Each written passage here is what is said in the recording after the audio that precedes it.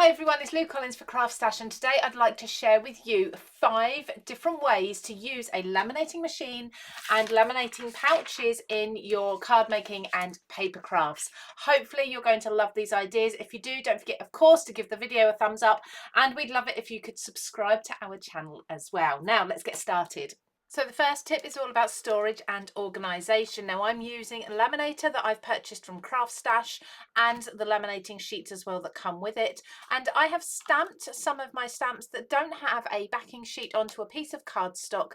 And this can be absolutely any colour you want. You can make this coordinate with your craft room, or maybe if you're categorising, you could make each category of stamps a different colour. So I've gone on to pink cardstock here just for a bit of fun. You could even have an ombre background if you wanted to. I've put them inside the laminated sheet and I'm just going to run this through.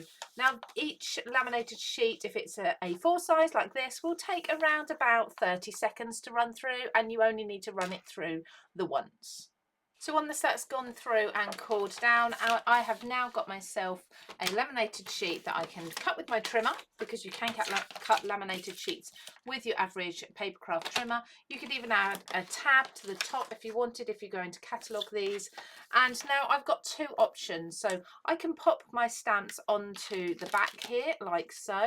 So just pop them on the behind, and then I've just got a simple sheet there to pop into a basket, for example, if I want to store my stamps together. Alternatively, what you could do is just scan the stamped image, flip it, print it out, and then you could actually laminate them backwards so that you could adhere your stamps to the front of your sheet. It's entirely up to you which way you decide to go with this.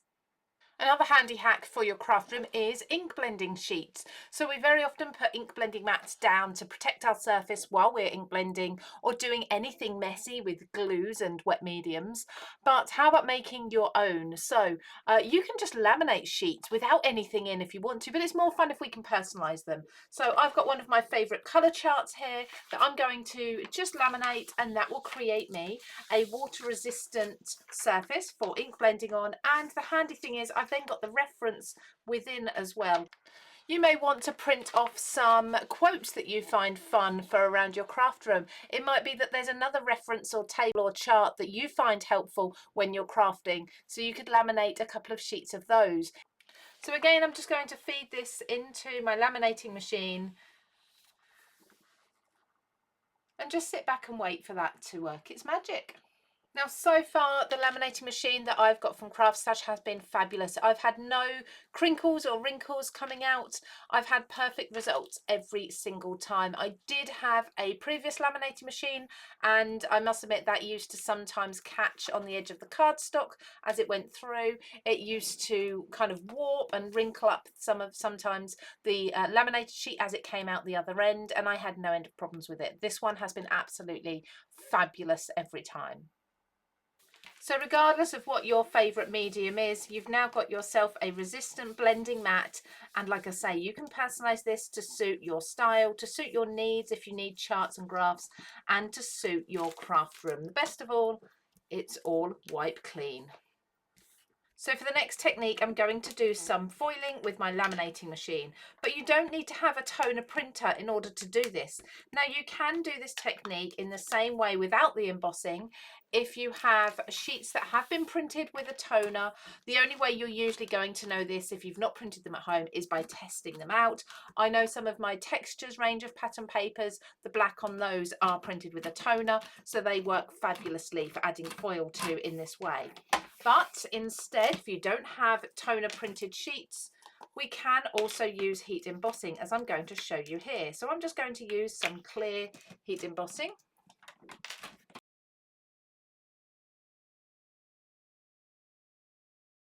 So I've set the powder there, as you can see. You can probably just about make that out. I'm going to use some hot foil. Now it is important that this is a hot foil and not a cold foil sheet. There are 2 different ones. The cold ones are intended on being used with adhesives. The hot ones will stick to elements with heat. So I'm just going to lay that on there, and rather than a laminating pouch, this time we're going to run this through just between 2 sheets of thin copy paper. pop that in there, making sure that the silver side of the foil is down on the heat embossing. Ensure our machine is ready to go. That's been turned on for a few minutes and it's got the red light, and I'm going to run this through. In the same way as I did with the laminating pouch, just putting a straight edge up to the opening in the laminator and allowing that to take it out of my hands and slowly run it through the machine. You get a really fun distressed foiled look. So you're always going to get a little bit of the foil pick up on the texture of the paper. I love that effect, but essentially I can still cut out my foiled words there and use those too. So experiment with all your different card stocks. I absolutely love this effect.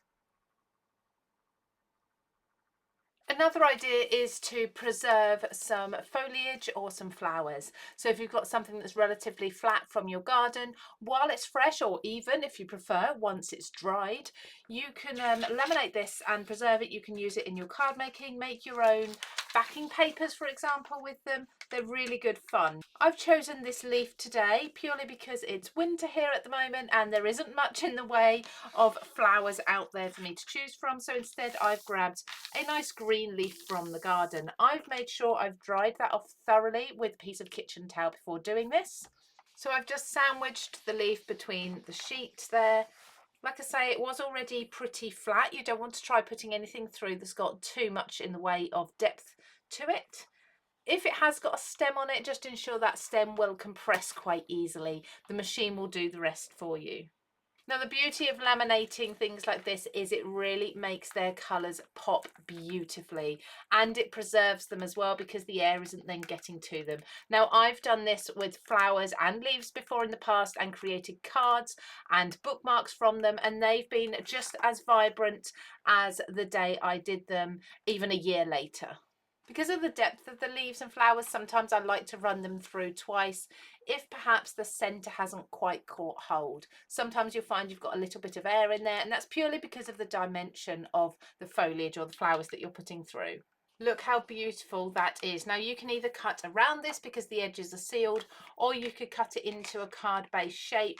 Sections of it, you could punch it, you could die cut it, whatever your choice. In a similar way to encasing the leaves, we can also create our own faux shakers. If you can't have the dimension for an actual shaker card, or you just want to create your own shimmery, glittery, acetate looking material. So I'm going to put a little bit of glitter inside this laminated sheet here. And I don't need to do the whole thing, but sometimes if you're creating an effect like this, it's worth doing the whole sheet or cutting the sheet down before you run it through. That way you're not wasting any of the laminating sheets. I'm also going to scatter a little bit of some gilding flakes around as well. Encase everything inside the pouch. And again, run that through. Just ensure that nothing comes out the edges of your laminating pouch into the machine. There we go, we have our own, like an acetate. Now this one was a sheet that is a little bit cloudy, it's got a bit of a matte finish to it, but you can also get pouches that are completely clear as glass and shiny and glossy. So have fun with these techniques. I hope you enjoy these. Don't forget, of course, to subscribe to the CraftStash YouTube channel just here. Everything I've used, including the laminator, can be found just here, and we think you'd also love this tutorial video just here.